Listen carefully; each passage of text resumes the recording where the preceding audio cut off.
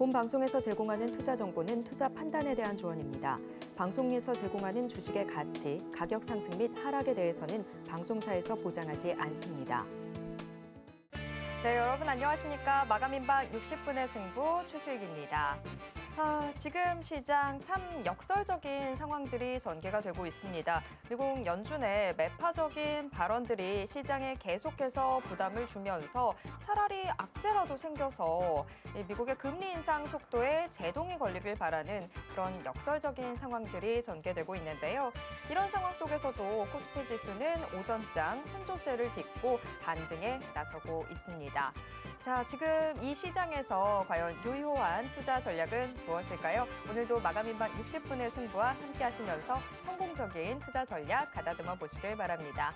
마감인방 60분의 승부 생방송은 지금 유튜브로 함께 하실 수 있습니다. 유튜브에서 서울경제TV 검색하신 후에 실시간 스트리밍 방송으로 함께 해주세요. 참고로 본 방송에서 제공해드리는 정보는 투자 판단에 대한 조언일 뿐 해당 주식의 가치와 수익률을 보장하진 않습니다. 또 서울경제TV, 서울경제신문은 당사의 브랜드입니다. 서울경제증권TV와 서울경제TV 손실복구팀과는 무관하며 이외 유사 상호명에도 주의하시길 바랍니다. 자, 그럼 마감인방 60분의 승부 본격적으로 출발해 보겠습니다. 자, 오늘 시장의 가장 뜨거운 이슈 분석으로 함께 해볼 텐데요. 지금 스튜디오에 와이즈 경제연구소 차용조 소장님 모셨습니다. 소장님 어서 오세요. 안녕하십니까? 네. 오늘 대한항공 3분기 실적이 나왔습니다. 드디어 좀 여름 성수기다운 성수기를 좀 보냈다라는 생각이 드는데 지금 3분기 사상 최대 영업이익 경신한 것으로 나타났습니다. 아무래도 이 여름 주요국들의 출입 이 규정들이 좀 완화된 게 영향이 좀 있지 않나 싶은데요. 그러면 좀 이제 여객 수요의 회복 좀 더 본격적으로 기대해봐도 되는 때가 된 건지 좀 궁금한데 소장님께서는 어떻게 보십니까? 슬기 아나운서 이제 대한항공 곧 타셔야죠. 가고 싶습니다. 그렇죠. 여행 좀. 네. 그러니까 이제 많은 분들이 이제 이구동성으로 코로나 국면에서 진짜 좀 답답함을 토로하셨죠. 처음에는 이제 2020년만 하더라도 코로나니까 우리가 어딜 나가냐라는 이제 생각이었다라면 2020년 하반기부터는 좀 너무 답답하다, 좀 나가고 싶다, 이제 실현성 있던 없던 그런 마음들을 토로하셨고 올 초부터는 좀 봄부터라고 보여지는데 일부 이제 좀 나가시는 분들이 좀 있었죠. 그리고 여름 휴가를 외국에서 보내신 분들이 조금 주위에 심심찮게 한두 분씩 계실 거예요. 더군다나 이제 여행뿐만이 아니라 비즈니스, 그러니까 항공은 꼭 여행만 있는 게 아니죠. 비즈니스 같은 경우 주위에 출장 다니시는 분들이 이제 굉장히 많을 겁니다. 저도 2020년, 2021년에도 주위에 출장 가시는 분들이 있는데 그거는 이제 부득이한 경우에 한정이 되었죠. 거기서도 격리, 들어와서도 격리, 이걸 각오하고도 갔었던 이제 대기업 중심의 이제 출장이었다라면 이제는 사업하는 제 친구들 웬만하면 그냥 나갔다 옵니다. 그렇게 할 정도로 이제 비즈니스 수요가 이제 탄탄하다라는 거죠. 자, 실적 분석을 해보면 일단은 전체적으로 봤을 때 방금 말씀드린 여객 부분들이 서서히 늘어나고 있다라는 겁니다. 그러면 여객이 지금 어느 정도 수준이냐? 이게 가장 중요하겠죠. 그 아무래도 코로나 이전과 비교를 해봐야 될 것으로 보여집니다. 2019년과 비교했을 때 대략 아직도 50% 미치예요. 한 30-40% 정도밖에 안 된다라고 보여지면 자, 이게 그럼 어떤 의미를 가질까요? 지금 30-40%라면 이제부터 늘어날 수 있다라는 개념이겠죠. 그렇기 때문에 지금 저도 좀 개인적인 사정으로 이제 외국을 좀 이제 앞으로 나가야 될 일이 있어가지고 비행기표를 검색을 해봤어요. 그래서 웬만한 대도시 같은 경우는 대한항공뿐만이 아니라 비행기표를 구하는 게 어렵지 않았었거든요. 코로나 이전에. 근데 지금은 표를 구하기가 어렵습니다. 왜냐? 비행기가 별로 안 떠서. 시간대가 없어서 이게 이제 비행기표를 적절히 구하기가 과거와는 좀 달라졌다라는 거죠. 그렇지만 이제 이 폭은 늘어날 수밖에 없는 거죠. 더군다나 비행기라는 것은 항공협정을 맺어놓은 게 있거든요. 그러니까 이제 예를 들어서 우리 일본, 중국, 뉴욕 이렇게 간다라는 것은 양국이 항공협정을 맺어놓은 상태에서 지금 코로나를 임의적으로 우리가 이제 줄여놓은 거지 새롭게 협정을 맺어가지고 비행기를 이제 띄운다는 개념은 다르거든요. 그렇기 때문에 이건 언제든지 항공사가 원하면 띄울 수 있는 겁니다. 그래서 이번에 대한항공 실적에서 대한항공에서도 스스로 밝혔듯이 봐가면서 이제 비행기를 더 띄우겠다라는 거예요.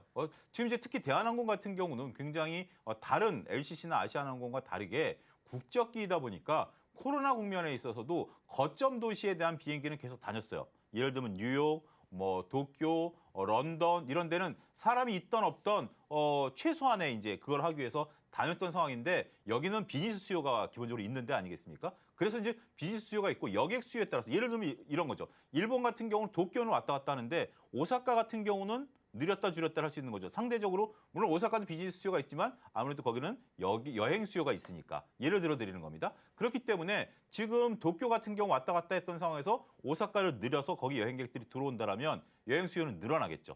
그런 식으로 대한항공이 전략을 이제 수정해 가지고 간다라는 측면에 있어서는 좋죠. 근데 LCC와 다른 점은 뭐냐면 지금 여러분들이 제주 항공을 타고 도쿄로 가려면 아직까지 그러니까 예를 들어 드리는 거 도쿄는 없는 걸로 알고 있어요. 아까 제주와 도쿄가 지금 없는 걸로 알고 있어요. 그러면 제주 항공 같은 경우 하려면 이제 비행기를 막 띄워야 되죠. 근데 그게 여행 수요가 찬지 안 찬지는 모르죠. 제주와 그 도쿄니까. 그러면 LCC는 좀 부담이지만 대한항공은 상황을 보고 띄운다라는 면에 있어서는 비교 우위입니다. 여기에 이제 화물이죠. 화물 같은 경우 지금 현재 작년에 대한항공을 먹여 살렸던 게 화물 아니겠습니까? 근데 지금 이제 화물 같은 경우는 주로 실어 나르는 게 이제 반도체, 그다음에 디스플레이 이런 건데 이게 지금 전방 산업이 별로 안 좋아요. 그래서 3분기 때 안 좋을 것으로 봤는데 일단 화물에 대한 감익이 그렇게 크지 않았어요. 중요한 건 뭐냐면 물동량이 떨어지면 그 운임은 어떻게 되죠? 떨어지게 되죠. 운임이 별로 안 빠졌어요. 그러니까 이게 운임이라는 게 상당히 우리가 이제 해운주 같은 경우, HMM 같은 경우 컨테이너의 시황에 따라서 운임이 굉장히 들쑥날쑥하잖아요. 그런데 대한항공 같은 경우 화물에 대한 운임이 생각만큼 안 빠져서 거기서 가밍 요소가 별로 없었다라는 점, 그리고 여객이 늘어나고 있다라는 점, 더군다나 그러기 위해서 많은 직원들을 구조조정을 해서 비용을 줄여놨다라는 점, 이 삼박자가 어우러지면서 대한항공이 사상 최대 이익을 구가했다 이렇게 설명을 드릴 수가 있겠습니다. 네, 지금 오늘 나온 대한항공 3분기 실적을 같이 좀 리뷰를 해봤는데 확실히 좀 규모의 경제를 보여주는 게 대한항공 실적이 아니었나 싶습니다. LCC랑은 다르게 그래도 어느 정도 규모가 있기 때문에 여태까지 좀 잘 버텨왔던 점 그리고 게다가 이번 3분기 실적 좀 긍정적으로 나왔다라는 점 저희가 좀 확인을 해볼 수 있었습니다. 다만 지금 이야기에서도 좀 나왔지만 화물 운임 같은 경우에는 지금 화물 운송, 화물 부분 같은 경우에는 다소 조금 좀 부담이 되는 그런 상황인데 증권가에서도 지금 향후 이 화물 운송을 두고 여러 가지 이야기들이 나오고 있습니다. 지금 뭐 항공 화물 운임 연착륙 가능성이 있어 보인다라고 하는 측면이 있는 반면에 또 화물 업황이 지금 뭐 악화를 보여주고 있기 때문에 이게 더 심화될 수도 있겠다. 아주 상반된 의견들이 지금 나오고 있는데 소장의 의견이 좀 어떤지 궁금하기도 하고요. 예. 지금 이런 부분들이 혹시라도 대한항공의 추후 주가에 좀 하방 압력으로 작용하진 않을까 하는 생각도 들거든요. 어떻게 보십니까? 일단 지금 3분기까지는 좋았어요. 2, 3분기까지는 화물이 굉장히 좋았는데 4분기부터는 좀 걱정이 되는 게 사실입니다. 이게 말씀하신 것처럼 지금 이제 이 화물은 상당히 많은 화물들을 우리가 이제 실어 날라요. 예를 들어 드리면 이런 겁니다. 우리가 지금 최근에 그 연어회 좋아하시나요? 좋아하죠. 근데 연어회 같은 경우 최근에 그 화물이 연어를 실지 않아 가지고 올랐던 최근에 이제 연어 가격이 상대적으로 많이 올랐죠. 네. 다른 이제 생선에 비해서 예를 들어 이런 겁니다. 우리가 이제 지금 그 유럽 쪽에 대한항공을 통해 가지고 반도체하고 TV를 싣고 화물기가 가거든요. 그럼 유럽 공항에 그걸 내려주고 유럽에서 우리나라 올 땐 싣고 올 게 없어요. 그러면 그 비행기가 노르웨이로 날아갑니다. 그럼 노르웨이에서 연어를 싣고 우리나라로 들어오는 거예요. 예를 들자면 이런 식이었죠. 그런데 지금 상황에서는 우리가 반도체라든지 TV라든지 이런 것들이 아무래도 수요가 좀 줄어들 테니까 전반적으로 화물에 대한 수요는 조금 줄어들 수밖에 없다. 근데 이제 가격은 안 빠지지만 물동량 자체가 줄어들 수밖에 없다라고 보여지는 거예요. 근데 여기에는 저는 나름대로 과거 수준 정도의 실적은 나타날 것이다라고 보여집니다. 우리가 제가 그런 거를 한번 뭐 예를 들어 드린 적이 있어요. 타이어를 비행기로 실어 나른다라는 걸 상상이나 해보셨나요? 힘들죠. 좀. 우리가 이제 그 2021년으로 기억을 하는데요. 2021년에 이제 컨테이너에 대한 어떤 그 물동량들이 이제 적체가 됐잖아요. 그래서 한국 타이어가 유럽으로 가는데 비행기 그 배 아니고 비행기에 타이어를 실어서 보냈어요. 그러니까 결국 이게 상거래에 있어서는 약속이잖아요. 내가 예를 들어서 다음 달 말일까지 타이어 몇 개를 그쪽으로 보내겠다라고 했는데 배가 못 구해지니까 가격 생각 안 하는 거죠. 기업들은 그래야 되는 거 아니겠습니까? 그래서 대한항공에다가 타이어를 실어갖고 보냈어요. 어마어마한 돈을 냈죠. 그런 것들에 대한 어떤 가수요가 있었는데 가수요가 빠지고 정상적인 수요만 이루어지게 된다라면 과거 수준 정도는 된다. 그래서 2021년에 대한항공에서 화물이 이끌었던 부분들은 사라지지만 이제 여객들이 올라오게 된다라면 요거는 제가 볼 때는 일단 악재예요. 근데 얼마만큼 빠지느냐가 중요할 것으로 보여지고요. 크게 빠지지 않고 그 대신 다른 대체물 같은 경우도 있을 수 있겠죠. 예를 들면 2차 전지라든지 그리고 아니면 그 태양광 셀이라든지 이런 부분들도 비행기를 실현해야 된다라면 반도체 못지않게 그런 부분들이 하게 된다라면 저는 지켜는 봐야 되지만 이게 실적을 크게 악화시킬 수 있는 부분은 아닐 수도 있다. 저는 그렇게 보고 볼 수 있겠습니다. 네, 코로나 시국에 오히려 대한항공 같은 경우에는 화물 부분들이 여객에서의 손실을 조금 메워주는 그런 상황들이 있었는데 지금 현재는 화물에 대해서는 다소 좀 부정적인 시각들 나오고 있습니다만 여객에서의 수요들이 아무래도 좀 다시 보완이 되지 않을까 하는 생각도 좀 해볼 수 있을 것 같습니다. 지금 뭐 주가에 대한 이야기도 좀 나오기는 했는데 대한항공 오늘 3분기 호실적 효과 덕인지 지금 현재 주가 오름세 보여주고 있습니다. 다만 현재 주가를 올 4월 고점과 비교해서 좀 생각을 해본다면 큰 폭으로 좀 많이 낮아져 있는 상황인데요. 올 4월만 하더라도 대한항공 32,550원 선 기록을 했었습니다. 하지만 지금 현재는 거의 뭐 23,850원 기록하고 있는 상황인데요. 외국인의 지금 이 매수세와 기관의 매도 행렬 뭐 여러 가지를 고려를 해봤을 때 수급이 다소 좀 부담이 되지 않나 싶습니다. 자, 지금 이렇게 대한항공 주가를 좀 누르고 있는 요소들 저희가 좀 분석을 해봐야 될 텐데 지금 현재 대한항공의 주가의 본격적인 반등 모멘텀 좀 어떻게 보고 계실까요? 일단 대한항공 주식을 여러분들 주가를 볼 때 지난 지금 이제 그 슬기 앵커가 올 4월 달 고점 정도를 얘기를 하셨어요. 근데 대한항공 같은 2021년에 35,000원까지 주가가 한번 올라간 적이 있습니다. 이게 이제 가을인데요. 가을에 이제 막 코로나가 이제 진짜 끝나간다. 그러면서 이제 리오프닝 관련주들이 한번 올랐다가 오미크론 두드려 맞았죠. 두드려 맞기 전에 45,000원이었습니다. 자, 그런데 대한항공 주식을 차트를 연봉 차트나 월봉 차트를 좀 길게 해가지고 한번 좀 띄워주시면 결국 우리가 비교를 이렇게 해야죠. 코로나 시국 때랑 비교를 해야 될까요? 2019년과 비교를 해야 될까요? 당연히 2019년이죠. 지금 제가 화면에서 보고 있는 차트를 보면 그때 당시에 대한항공 주가가 한 25,000원 정도였어요. 그렇다면 지금 23,000원, 5,000원 부근이라면 19년 정도 주가죠. 물론 이익은 늘었던 건 사실이에요. 이익이 늘은 건 사실인데 이게 이제 매출과 이익 구조로 놓고 보면 약간 해석이 다를 수 있죠. 어찌 됐든 매출은 늘었다라는 이익은 늘었다라는 면에 있어서는 긍정적이죠. 저걸 월봉으로 연봉으로 한번 좀 바꿔주시면 눈에 확 들어올 것 같습니다.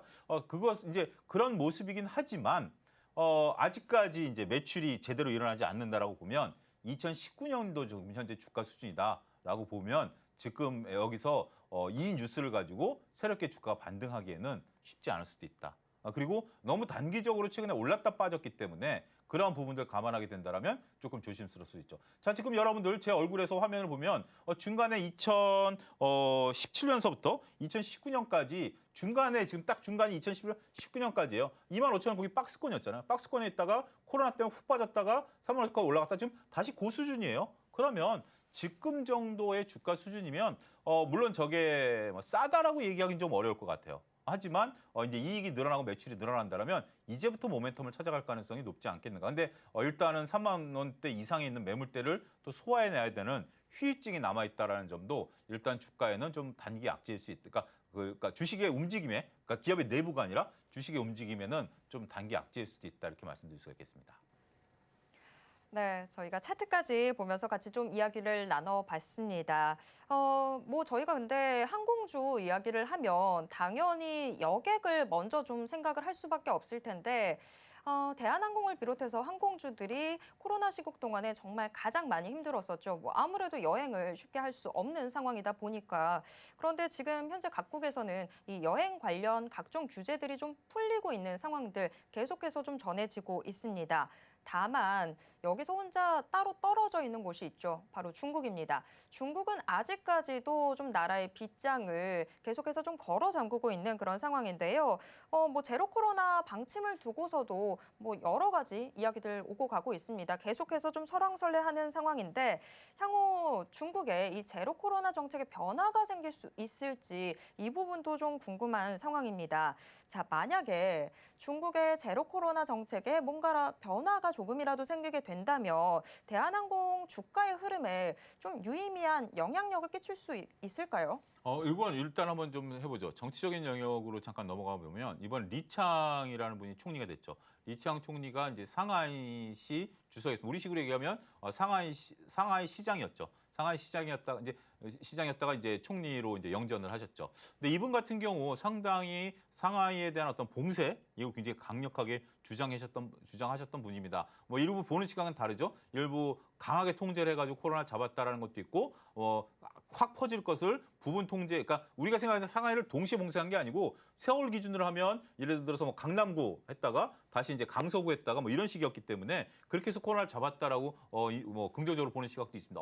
어찌 됐건 지금 이제 이분뿐만이 아니라 지금 시진핑 3연임하면서 내각에 들어오신 분들이 조금 강경론자들이 좀 많아요. 그래서 당장 지금 중국이 빗장을 열 가능성에 대해서는 많은 분들이 조금 아직은 좀 이르지 않겠는가.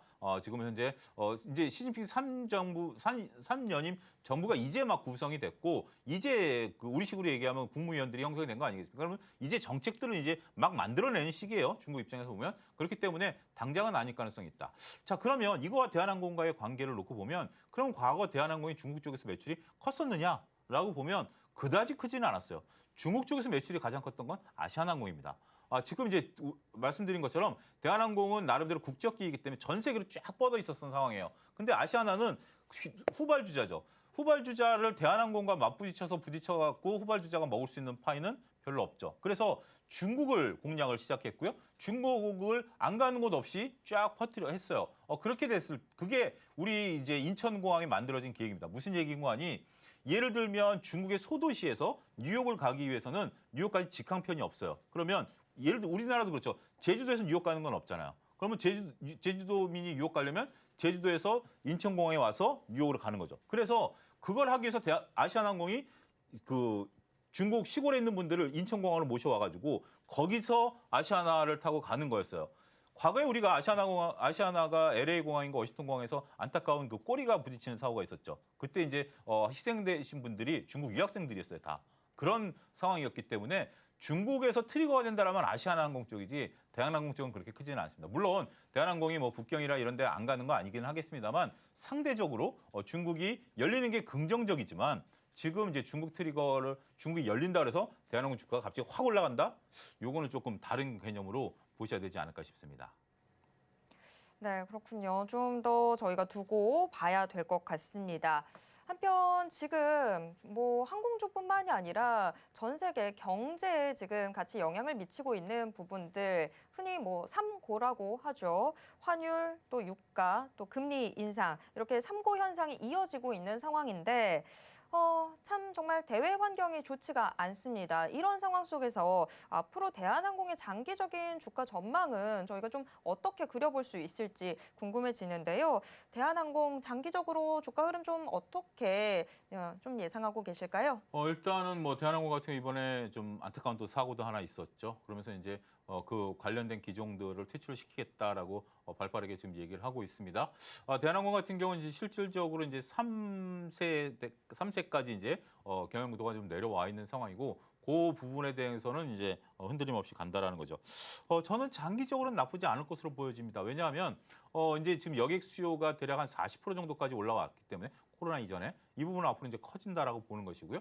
물론 이제 중국이라는 나라가 좀 한 해 비행기를 한 1,000대씩 사가요. 그럴 정도로 지금 이제 어마어마하게 중국이 커나오고 있어서 대한항공의 잠재적인 악재이긴 합니다만 저는 뭐 그 부분에 대해서는 아직까지는 이제 과거의 영광을 찾기 위해서는 좋다라고 볼 수는 있겠습니다. 그래서 대한항공에 대한 어떤 뭐 매출이라든지 이익은 늘어날 가능성이 있어요. 근데 주식은 조금 단기적으로는 그러니까 조금 조심스러울 수밖에 없다. 왜냐하면 워낙 쌓여 있었던 물량들이 많기 때문에 작년 가을, 올 봄 코로나 때문에 한번 크게 움직였었잖아요. 그리고 정작 저는 그때 당시만 이제 제 개인적으로 보면 그때 당시에 이제 리오프닝 관련주들에 대한 어떤 적극적인 매수 추천을 안 하다가 최근에 이제 매수 추천을 좀 하고 있거든요.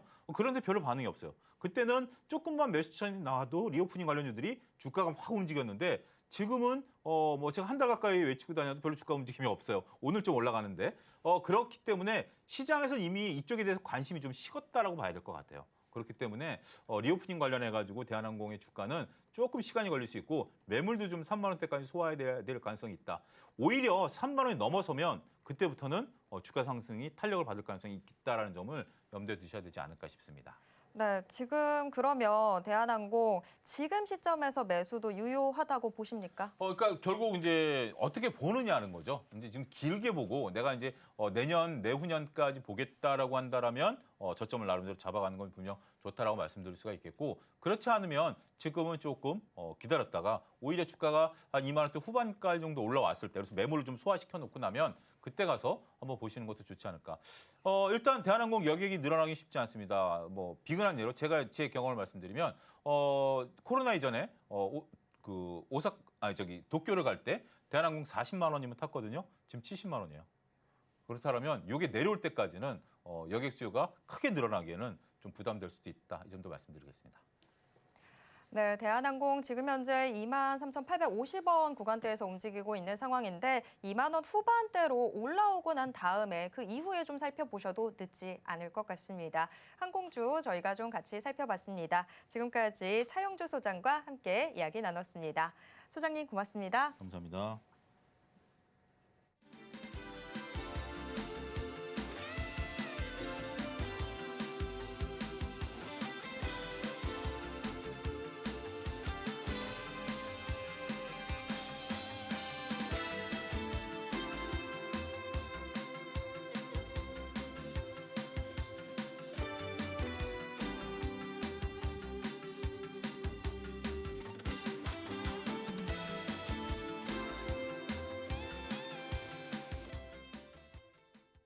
장 마감까지 얼마 남지 않은 지금 오늘 시장을 움직인 주요 키워드와 특징주에는 어떤 것들이 있는지 함께 확인해 보도록 하겠습니다. 오늘의 키워드 식센스 S인베스팅 코리아의 임혁 연구원과 함께 이야기 나누겠습니다. 연구원님 안녕하세요. 네, 안녕하십니까? 네. 오늘 코스피 오전장에서는 상당히 혼조세를 좀 보여줬었는데 그래도 오후 들어서는 이제 반등을 좀 시도하는 모습들 나타났습니다. 오늘 시장 좀 어떻게 보셨을까요? 네, 한마디로 좀 정리를 좀 해드리자면은, 친구 따라 강남 간다처럼 홍콩 따라 상승 간다로 좀 정리를 하도록 하겠습니다. 자, 얼마 전에 FOMC 회의 결과 발표가 있었죠. 자, 결국 금리 인상을 자이언트 스텝으로 좀 결정이 되면서 4번 연속 자이언트 스텝을 단행을 했습니다.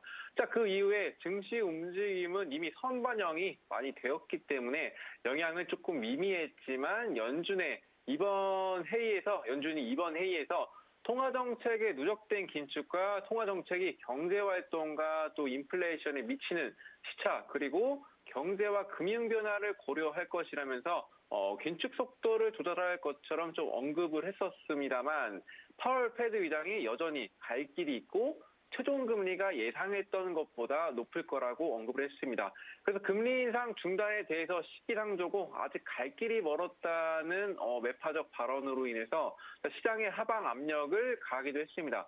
자, 그 이후에 전일 국내 증시는 잘 버티는 모습을 보였죠.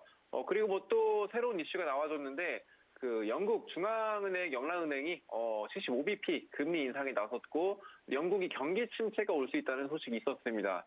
자, 그 영란은행이 또 기준금리를 연 2.25%에서 연 3%로 자이언트 스텝으로 좀 단행을 하면서 글로벌 위기가 덮쳤던 2008년도 이후에 최고치를 나타냈고 또 이에 10년물 국채금리 그리고 30년물 국채금리도 상승세를 기록을 했습니다. 자, 이 소식으로 이번 그 연방기금 금리 선물 시장에서 페드가 12월에 기준금리를 0.75%포인트 인상할 가능성은 52.8%로 가능성이 올라가 준 상태고 내년 3월 기준금리가 5.25%에서 5.5%로 높아질 가능성이 27.3%로 좀 상승을 했습니다. 통화정책에 대한 불확실성이 이제 커져가는 상황인데 그리고 우리 미국 고용지표가 견조하는 모습을 보여서 더욱 공격적인 금리 인상이 우려가 되면서 자, 오늘 국내 증시 하락 출발했죠. 그래서 하락폭을 좀 나갔었는데 자, 중하권이 좀 개장이 됐습니다. 10시 30분에 개장이 된 후에 중국과 홍콩 증시가 전날 급락에 대한 저가 매수세도 들어왔고 그리고 정부 부양책에 대한 기대로 이제 미국발 긴축 공포에도 오름세를 좀 보이면서 국내 증시 좀 커플링 현상을 보였죠. 그리고 뭐 나스닥이 부진함을 보이고 있는데도 이제 코스피의 경우는 이제 상승으로 전환되는 모습을 이어졌습니다. 특히나 홍콩 지수가 홍콩 항공 지수가 이제 7% 이상의 급등을 보였었는데 일단 그 점에 대해서는 코로나 정책을 이제 홍콩과 같이 하겠다, 이제 봉쇄를 없애겠다라는 소식이 나와줬죠. 그래서 이제 국내에서 국내 증시에 좀 영향을 많이 받으면서 하락폭을 많이 축소해 가서 이제 홍콩 따라서 상승 간다라고 말씀을 좀 드렸습니다. 현재 경기 침체 우려와 인플레이션, 그리고 인플레이션 중에서 이제 파월 의장은 인플레이션에 집중하는 모습을 보이고 있는 것이 좀 지속이 되고 있죠. 그래서 인플레이션을 잡아야 경기 침체 우려도 같이 사라질 수 있는 상황으로 다음 주 CPI 발표가 있는데, 그 결과로 인해서 또 글로벌 증시 영향은 또 있을 수 있겠고, 그 전까지는 관련 이슈 체크 꼼꼼히 하시고 또 외국인 수급, 달러의 움직임 잘 파악하는 것이 중요하겠습니다. 네, 다음 주 CPI, 미국의 CPI 지표가 어떻게 나오는지도 같이 좀 잘 체크해 보도록 하겠습니다. 자, 그러면 오늘 시장을 움직인 주요 키워드에는 어떤 것들이 있는지 화면을 통해서 확인해 보겠습니다. 6개의 키워드 모두 공개됐습니다. 어제 일부 언론을 통해서 나왔던 소식이죠. 삼성전자가 의료용 가상현실 이 VR 기기를 제작한 것으로 확인이 됐다. 뭐 이런 보도들이 나왔습니다. 이에 따라서 현재 VR 이 관련주들 또 메타버스 관련주들이 같이 좀 움직이고 있습니다. 북한의 연이은 무력 도발이 계속되고 있습니다. 이에 따라서 오늘 시장에서 방산주 강세 흐름 이어나가고 있습니다. 중국 내에서 아이폰 최대 생산 기지인 폭스콘이 위치한 정저우시가 지금 코로나19 확산으로 봉쇄 조치가 됐죠. 이에 따라서 근로자들이 대규모로 이탈하고 있다, 뭐 이런 보도들 나오고 있는데요. 아이폰 14의 연간 출하량 계획에도 차질이 발생할 것으로 전해졌다라는 소식입니다. 이 밖에 G7의 원유 상한캡, 이 러시아의 원유 가격 상한제 이슈도 시장에 관심 받고 있고요. 태양광과 풍력 같은 지금 신재생 에너지 관련으로도 시장에 관심 모여지고 있습니다. 한편 기업 부도설 등 위기감이 감돌고 있는 건설업계의 불안감도 지금 이슈로 올라와 있습니다. 그럼 오늘 시장의 특징주 확인해 보도록 하겠습니다. MP, 한화 에어로스페이스, LG 이노텍을 비롯해서 6개의 종목이 특징주로 올라와 있습니다.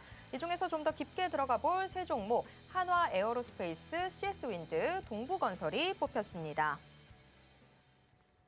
네, 먼저 첫 번째 키워드와 특징주부터 이야기 나눠보도록 하겠습니다. 지금 첫 번째 특징주로 한화 에어로스페이스 뽑아주셨는데요. 자, 한화 에어로스페이스 과연 고일까요, 스톱일까요? 네, 하나 에어로스페이스는 저는 고로 선택하겠습니다. 자, 일단 하나 에어로스페이스는 하나 그룹 계열의 항공 엔진 사업을 좀 영위하고 있는 업체죠. 자, 국내 군수 엔진 시장에서 독점적 지위를 유지하고 있는 대표적인 방산주죠. 자, 제가 고를 선택한 이유로는 최근 러시아 우크라이나 전쟁으로 인해서 전쟁에 대한 이제 분위기가 고조가 많이 되고 있는 상황이죠. 자, 그리고 그 다음으로 중국과 대만이 전쟁이 이루어질 수 있는 상황이 또 보였었고, 또 이란과 사우디에 관한 소식도 들려오면서 유가도 현재 상승을 하고 있는 그런 상황입니다. 자, 여기서 끝이 아니라 북한의 지속적인 도발이 되고 있는데, 평소 같았으면은 북한의 도발은 심각하게 받아들이지 않고 넘어갈 수 있는 수준이었지만, 자, 이번에는 북한이 탄도미사일이 강원도 원산 일대에 동해상으로 발사를 하면서 미사일은 NLL 이남 26km, 그리고 속초 동방은 57km, 울릉도 서북방은 167km의 낙하를 했었는데, 이게 공해상이기는 하지만 영해가 기준선에서 약 22km임을 고려를 한다면은 영해에 대단히 이제 근접해서 떨어졌습니다.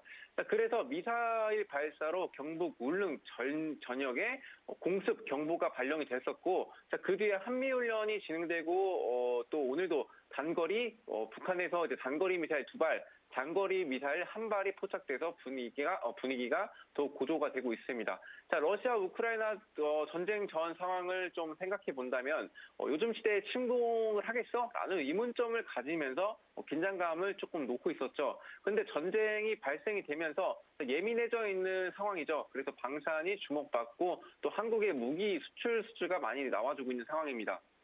러시아 우크라이나 전쟁이 끝나더라도 경각심을 갖고 무기를 확보하고 또 자국 방어를 위한 군사력 증가가 예상이 되고 있는 상황이고, 하나 에어로스페이스는 차트를 보시면 현재 상승 추세에 있다는 걸 확인할 수가 있겠고, 또 세계 3위 조선업체 대우 조선해양을 하나 그룹이 인수하기로 한 소식과 더불어서 22년도 11월에는 이번 달이죠. 자, 우주 항공 국방 상장 기업 브랜드 평판 빅데이터 분석 결과로 1위로 하나 에어로스페이스가 이제 발탁이 됐다는 그런 점으로 해서 그런 점을 또 봤을 때도 그렇고, 또 재무제표를 봤을 때 대출액 증가와 매출액 증가와 영업이익, 그리고 경금 견조한 모습을 보여서 앞으로 전망이 좀 있을 거라고 보고 있습니다.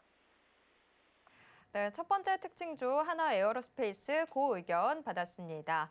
두 번째 특징주 확인해 보도록 하겠습니다. CS 윈드 뽑아주셨는데요. 정부의 재생에너지 정책 개편안이 지금 공개가 됐습니다. 태양광 발전은 줄이고 풍력은 늘리겠다라는 게 이 주요 골자인데, 자, 그러면 CS 윈드 고일까요, 스톱일까요? 일단은 저는 이제 고를 선택을 했습니다. 주식하셨던 분들은 대부분 알고 있는 기업이죠. CS 윈드는 또 풍력 발전기의 기능 부분인 타워를 전문적으로 생산하는 업체입니다. 베트남, 미국, 포르투갈, 말레이시아, 중국, 터키, 대만 등의 해외 타워 생산 법인을 현재 운영 중에 있고, 시장 경쟁력을 강화하기 위해서 해상 풍력 타워 하부 구조물 사업까지 진출을 하고 있는 기업인데, 제가 고를 선택한 이유는 여러분들도 아시겠지만 앞으로 친환경 정책으로 이제 풍력 에너지 굉장히 많이 사용될 것으로 가능성이 높습니다. 왜 풍력 에너지 관련주로 CS 윈드인지 설명을 좀 드리자면, CS 윈드는 연내에 미국 첫 대규모 해상 풍력용 타워 공급이 좀 예상이 되고 있습니다. 미국에는 로드 아일랜드와 버지니아 해역에 각각 30메가와트, 12메가와트의 테스트용 해상 풍력 단지만 있는데, 내년부터 대규모 상용화 단지가 완공이 됩니다. 자, 가장 앞서 있는 곳이 매사추세츠의 비냐드 윈드 프로젝트로 이제 800메가와트인데 2024년부터 완공되는 단자들이 늘어나는데 이 중에서 가장 큰 규모는 뉴저지 해안에 건설될 오션원드 1 1000메가와트 프로젝트입니다. 자, 두 단지 모두 GE의 할라이드 엑스터빈을 사용을 하는데, CS 윈드가 인수한 현재 포르투갈 생산법인이 인수 전에 타워를 공급하는 계약을 체결한 것으로 보입니다.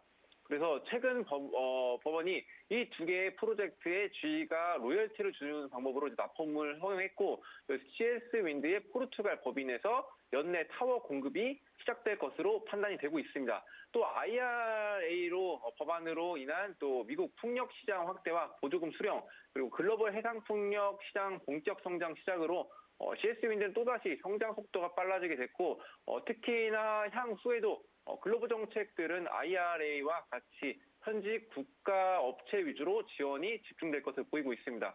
글로벌 대부분 주요 시장에 현지 공장을 보유한 CS 윈드가 또 압도적인 경쟁력을 가질 수밖에 없어서 내년부터는 동사 이익 성장의 사이클이 크고 좀 길게 진행될 것으로 보여서 저는 고를 선택을 했습니다. 네, 마지막 특징주는 정말 짧게 살펴봐야 될 것 같습니다. 마지막 특징주 동부건설 뽑아주셨는데요. 동부건설 고일까요, 스톱일까요? 동부건설은 스톱입니다. 일단 토목공사나 플랜트, 건물, 아파트 하는 것들, 종합건설 업체라고 보시면 되겠는데, 스탑에 대한 이유를 설명드리기 전에 이슈를 한번 체크해보자면, 태양건설 등의 굵직한 건설사들이 자금난으로 부도가 임박했다는 내용을 담은 소식이 증권가 중심으로 유포가 됐었습니다. 근데 본지가 거론된 회사들은 자금 상황을 확인해 보니까 이 사실과는 내용이 다르고, 또 일부 건설사들은 허위 유포자를 찾는 법정 대항에 나선다고 합니다. 그리고 레고랜드 PF 부실과 또 내년 상반기 만기 도래에 회사채 750억 원 문제로 지적된 동부건설도 사실과 다르다고 성명에 설명을 했었죠. 그래서 이 회사 재무 담당 임원이 또 동부건설 연간 매출이 1조 3천억 원 규모로 이제 올해 영업이익률이 4%에서 5%가 되는데 이제 130억 원 가량 공사 대금을 못 받는 것으로 좀 회사가 흔들리지 않는다면서 회사채에 관해서는 내년 상반기에 이제 750억 원 정도의 회사채 만기가 돌아오지 않는다는 이제 건설사는 이제 드문데, 저 문건의 리스트가 맞다면 한국 모든 건설사가 고위험에 분류되어야 할 수준이라고 답했습니다. 그래서 제가 스탑을 한 이유로는 이제 허위 이슈가 사실이 아니라 할지라도 현재 겨울철에 들었으면 공사가 다 멈추겠죠. 그리고 시멘트 대란, 건설자재 가격 폭등, 인건비 상승 등의 이슈로 안 그래도 어려운 건설사들이 더 어려워지고 있다는 그런 판단입니다. 재무제표상으로도 이제 보시면은 매출액과 영업이익 등이 굉장히 좋은 실적을 기록하고 있는데, 건설사들은 한번 큰 공사권을 수주를 한다면 한꺼번에 공사가 시작하고 받는 게 아닌 일부 지급하다가 완공 후에 남는 금액을 받게 돼서 실질적인 금액은 공사 기간이 1년이면 1년 후에 받게 되는데, 그렇다면 재무제표상으로 나타날 수는 없겠죠. 그래서 당장에 표시가 되지 않기 때문에 나중에 크게 후회할 가능성이 있다는 점입니다. 또 차트상 흐름을 봐도 전 저점을 이탈하면서 불안한 모습을 보인 점에 저는 스탑으로 하겠습니다. 네, 이렇게 오늘 시장의 인기 키워드와 특징주 모두 확인해 봤습니다. 지금까지 이명연구원과 함께 이야기 나눴습니다. 연구원님 고맙습니다. 네, 감사합니다. 네, 지금 현재 동시효과 상황 어떻게 전개되고 있는지 화면을 통해서 확인해 보겠습니다. 오늘 코스피 지수 0.66% 오른 2,344선에서 장 마칠 것으로 예상되고 있습니다. 이어서 코스피 수급 확인해 보도록 하겠습니다. 코스피에서 기관과 외국인이 나란히 매수세 보여주고 있습니다. 이어서 코스피 시가총액 상위 종목 1위에서 5위권 종목들 확인해 봅니다. 종목별로 지금 현재 등락 엇갈리고 있는 가운데 SK하이닉스 어제 2%대 하락했는데 오늘 현재는 2% 가까이 반등에 나서고 있습니다. 이어서 코스닥 시장 확인해 보도록 하겠습니다. 코스닥 0.02% 내린 694선에서 장 마칠 것으로 예상되고 있습니다. 코스닥 수급도 확인해 보도록 하겠습니다. 코스닥 시장에서는 개인만 홀로 물량 담고 있습니다. 개인 현재 2,521억 원 매수 우입니다. 코스닥 시가총액 상위 종목 1위에서 5위권 종목들 확인해 봅니다. 전반적으로 하락이 우세한 가운데 LNF 홀로 빨간불 켜고 있습니다. LNF 2.12% 오른 21만 1,100원 선 기록하고 있습니다.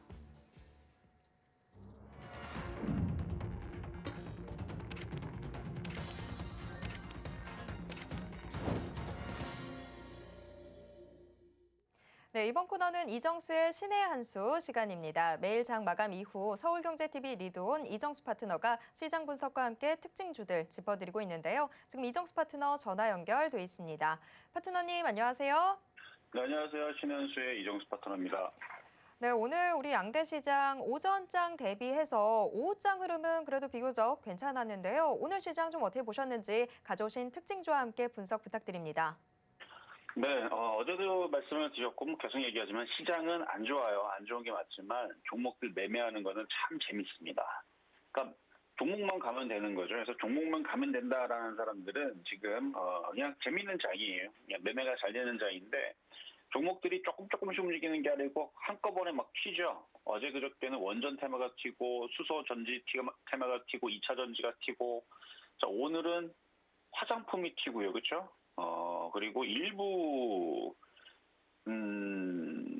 하여튼 일부 섹터, 뭐 마니커 FNG라든지 NS라든지 다른 섹터에서도 튀는 애들은 있는데, 뭐 그 LG전자도 있죠. LG전자도 갑자기 튀고, 그냥 튀는 애들도 있는데 이거는 뭐 그냥 튀는 거고요. 뭐 안 올라가서 억울해서 누가 땡겨서 올려서 그런 것 같고, 하나손해보험도 그냥 튑니다. 그러니까 뭐 딱히 그쪽 보험주가 다 강한 건 아닌데 일단 바닥에 있다 보니까 바닥에서 이렇게 튀는 애들이 좀 많이 보이고, 그리고 아모레퍼시픽처럼 이렇게 오늘 대형주가 12% 이게 급등을 하고 실적도 나쁘다 그래요. 그런데도 저렇게 잘 올라가고, 애경산업도 잘 가고, 그리고 오늘 롯데관광개발도 굉장히 잘 갔죠. 그래서 지금 중국 소비주 관련주들이 일단 뭉탱이로 다 몰려가고 강하게 움직였는데, 제가 어제도 빨간색 넥타이 메고 나왔다 그랬죠. 오늘도 빨간색 넥타이 메고 나왔습니다. 장이 좋아서 그런 게 아니에요. 장은 안 좋아요. 장은 안 좋은데 그냥 종목만 잘 이렇게 움직이는 그런 장인데, 코스피 기준으로 2260이 이탈되지 않으면 매매로서는 계속 좋을 겁니다. 일단 개인 투자자들이 뉴스를 보면은 다 안 좋은 얘기만 나옵니다. 일단 뭐 전쟁 이슈, 전쟁뿐만 아니라 지금 중국과 지금 중화권 뭐 안 좋은 얘기들, 그다음에 우리나라도 북한과의 뭐 이런 얘기들, 그리고 뭐 환율 얘기들, 그리고 미국과의 뭐 이제 중국과의 우리 가운데서 낑겨가지고 이런저런 안 좋은 얘기들, 무역 적자 7개월뿐만 아니라 이 적자폭이 지금 최대고 엄청나게 안 좋고 앞으로 더 안 좋을 거란 얘기들, 그다음에 건설 섹터들 뭐 유동성이 지금 없어갖고 지금 돈이 모자라갖고 지금 이거 큰일 났다, 뭐 PF 대출 이거 도화선이 돼가지고 난리 났다, 뭐 이런 얘기들, 안 좋은 얘기만 다 쏟아지죠. 그런데도 불구하고 제가 빨간색 네트를 메고 나온 이유는 종목이 잘 움직여서. 그래서 그 종목이 잘 움직인 이유에 대해서 한 두세 가지를 볼 수가 있는데, 일단은 많이 빠졌고요. 개인들이 무서워서 잘 덤비질 않습니다. 그래서 단타가 잘 됩니다. 특히 그래서 어제 이제 그저께 이제 사우디 빈살만 왕자가 온다 그래갖고 테마주 잘 움직였죠. 뭐 그런 것처럼 오늘 뭐 중국 소비주 관련주들을 움직인 거 이슈 찾아봤더니 별거 없더라고요. 물론 이제 실적에 대한 얘기도 있기는 했습니다. 일부 종목들은. 근데 지금 실적 시즌이니까 뭐 당연한 거고, 중국 제로 코로나 출구 전략 모색 뭐 요것 때문에 움직였다 그러는데, 과거에서도 중국에서 제로 코로나 한다고 해갖고 잠깐 많이 움직였던 적 있죠. 제 기억으로는 한 달 안 움직였던 것 같은데, 하여튼 그렇게 움직이고 나서 또다시 봉쇄하고 또 풀었다가 또 봉쇄하고, 그러니까 왔다 갔다 할 수 있다라는 거는 알고 계셔야 돼요. 그래서 이쪽에 지금 그 기대감으로 중국 소비주 관련주들, 뭐 여행주들 움직임들이 오늘 좋았는데, 이렇게 올라가면 뭘 하냐고요. 물린 사람들이 수익이 나서 빠져나와야 되는데 이 정도 올라가고는 수익이 나지를 않을 거예요. 이전에 물렸던 사람들은. 그래서 그런 사람들은 재미가 없지만, 바닥에서 만약에 공략을 최근에 하다가 물렸다가 지금 수익이 났다, 이런 사람들만 좋거든요. 근데 종목을 안전한 걸 고르세요. 안전한 걸 고르시고, 어쨌든 많이 빠져있던 쪽에서 지금 계속 반등 주는 이제 그런 상황들이 펼쳐지고 있고, 지금 북한하고 지금 계속 뭔가 지금 긴장감이 계속 고조가 되고 있는 이런 상황 속에서 관련 테마주들, 방산주들 이런 것들도 뭐 괜찮을 것 같고, 뭐 그다음에 지금 보잉 CEO가 우리나라에 지금 왔는데, 그리고 사우디도 뭐 조만간 우리나라 방문을 할 건데 해가지고 방산 쪽에 둘 다 관심이 있거든요. 그리고 이제 뭐 현대와 하나의 뭐 이런 이제 그 만남 속에서 협력 속에서 뭔가 또 얘기가 또 나올지도 모르고, 그러니까 이런 기대감 속에 있는 종목들을 매매하는 게 안전하다라는 말씀을 좀 드리면서, 어쨌든 시장은 좋은 게 아니에요. 좋은 게 아닌데 그냥 올라가는 겁니다. 수급의 힘, 외국인들이 주식을 안 팔잖아요. 그렇죠? 안 팔고, 오늘 프로그램은 조금 매도가 나왔습니다만 뭐 그동안 샀던 거에 비하면 그렇게 뭐 많이 매도가 나왔다고 볼 수는 없고, 그래서 개별 종목 장세, 뭐 테마 장세 그렇게 보셔야 되고요.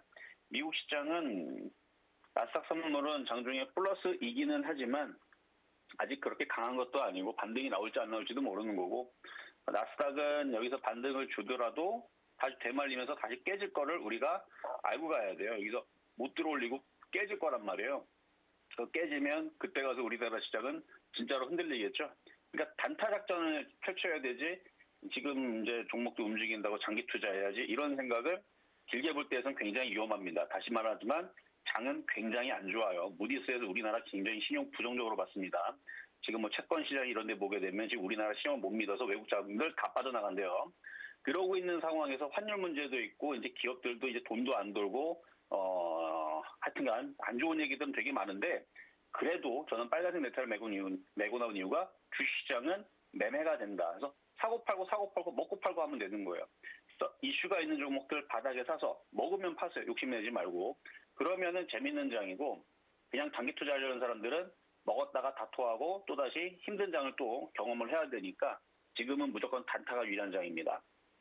어쨌든 중간선거 있기 전까지는 계속 양호할 걸로, 오늘 일단 수급이 그렇게 알려줬어요. 수급이 외국인들이 안 팔고 종목들도 테마주를 잘 움직여서 오늘 금요일 그래도 종목별 테마 장세는 굉장히 폭등 장세였다. 괜찮았다 흐름이. 그래서 다음 주 뭐 주 초까지도 일단 화요일 날이 중간 선거라서 그때 좀 가봐야 되지만 주 초까지는 그래도 종목들이 한 번 더 휘날레를 펼쳐주지 않을까. 그러니까 오늘 LG전자, 하나 손해보험이라든지 NS라든지 뭐 이런 저런 종목들이 지금 막 바닥에서 폭등하고 그러는 게 한번 휘날레를 주려고 하는 게 아닌가. 그래서 매매장입니다. 매매장. 자, 그러면 이제 종목 두 가지 한번 살펴보겠습니다. 자, 먼저 빅텍부터 보겠습니다. 자, 빅텍 방산주죠. 미사일 테마들 뭐 휴니드, 퍼스텍, 한일 단조 그 외에서도 하나 에어로스페이스, LIG, 넥스원 뭐 대형주들 무령하고 좋은 것들도 많은데 일단 오늘 우리나라의 4일 오늘이죠. 일단 북한 이슈도 있지만 일단은 보잉 CEO가 칼훈인가요? 하여튼간 뭐 칼 뭐 하는 사람인데 어쨌든 그 사람이 우리나라에 와서 이제 현대와 그다음에 한화그룹과 만나서 방산에 대해서 협력을 한번 논의를 하고 그다음에 UAM 요게 이제 도시 모빌리티 항공 그다음에 드론 이런 쪽들의 이제 협력을 위해서 이제 우리나라 방문했다라 그러는데 그 이슈도 그 이슈지만 지금 북한에서 계속 연이은 도발을 하고 있죠. 오늘 아침에서도 어젯밤에서도 계속 포격을 하고 그래서 이게 지금 한미 연합훈련이 연장이 되는 것 때문에 이제 당분간은 계속 도발을 할 것 같은데 그 이슈로 인해 가지고 아마 이쪽 테마주들은 당분간은 좀 이슈가 좀 되니까 조정을 받을 때 제공약해서 단타 치기가 좋다는 얘기예요. 단타 치기. 여기 왼쪽에 보면 되겠네요. 그래서 올라갈 때 팔았다가 내려올 때 샀다가 올라갈 때 팔았다가 근데 좀 정신없죠. 이게 정신없으면 이거 말고 다른 쪽 보면 되죠. 그래서 다른 쪽 방산주들 뭐 대형주도 있어요. 하나에 한국항공우주도 있고 LIG 넥스원도 있고 뭐 여러 가지 있잖아요. 그래서 그쪽도 뭐 잘 보면 좋을 것 같은 느낌은 듭니다. 어쨌든 지금 떠 있으니까 조정 시 보면은 좀 괜찮을 것 같은 그런 말씀을 좀 드려보겠고요. 추천주로 말씀드리는 거 아니에요. 종목만 분석을 해드리는 겁니다. 그리고 오늘 빅텍 수급이 괜찮더라고요. 오늘 외국인들이 4만 주 샀습니다. 그 정도만 참고하시면 되고. 자, 다음으로는 이제 롯데칠성인데, 롯데칠성은 3분기 일단 실적이 괜찮다라고 하더라고요. 그래서 이 실적에 맞춰가지고 지금 오늘 얘도 급등이 나왔는데 너무 계속 길게 보진 마시고 한 15만 원 정도? 15만 원 정도, 15만 원 정도는 뭐 계속 보셔도 될 것 같고 갖고 있는 분들은 자, 이 정도 말씀드리고 이제 세 번째는 실전 변경사에서 보험주 얘기했었는데 삼성생명 제일 안전하다 그랬죠? 뭐 안전하게 올라가고 있네요. 오늘 한번 시세를 줬다가 다시 밀렸는데 뭐 수급의 힘이죠. 안 팔죠. 개인들만 한 달 내내 팔죠. 이런 것도 떨어질 수가 없죠. 억울해서도. 제가 7만 원 얘기했는데 7만 원 천천히 가시면 될 것 같고. 자, 이 정도 말씀을 드리면서 그러면 이제 시장 점수는 오늘 금요일이기 때문에 점수를 더 쏘고 싶지만 그냥 80.5 그다음에 매수 포인트 75점 미 종목마다 틀려요. 어떤 건 잘 가고 어떤 건 안 가고. 일단 방산주 아직 이슈가 있으니까 80.5 평가하도록 하겠고요. 뭐 잠시 뒤에 유튜브 방송에서 못다한 이야기는 하도록 하면 될 것 같고 여기까지 이정수의 신하셨습니다. 네, 오늘의 시장 점수까지도 들어봤습니다. 못다한 이야기는 계속해서 소통 방송을 통해서 함께 하실 수 있는데요. 이정수 파트너의 소통 방송 참여 원하시는 분들은 문자 받는 사람 번호에 샵 0082 입력하신 후에 신의 한 수라고 적어서 문자 보내주시기 바랍니다. 지금까지 이정수 파트너와 함께했습니다. 파트너님 고맙습니다. 네, 감사합니다. 네, 마감인바 60분의 승부 1시간 동안 또 숨가쁘게 달려왔습니다. 참고로 본 방송에서 제공해드리는 정보는 투자 판단에 대한 조언일 뿐 해당 주식의 가치와 수익률을 보장하진 않습니다. 또 서울경제TV, 서울경제신문은 당사의 브랜드입니다. 서울경제증권TV와 서울경제TV 손실복구팀과는 무관하며 이외 유사 상호명에도 주의하시길 바랍니다. 네, 여러분 한 주 또 고생하셨습니다. 저는 다음 이 시간에 다시 돌아오도록 하겠습니다. 함께해 주신 여러분 고맙습니다.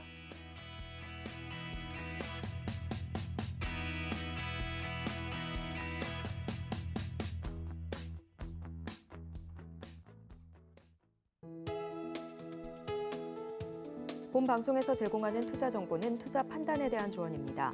방송에서 제공하는 주식의 가치, 가격 상승 및 하락에 대해서는 방송사에서 보장하지 않습니다.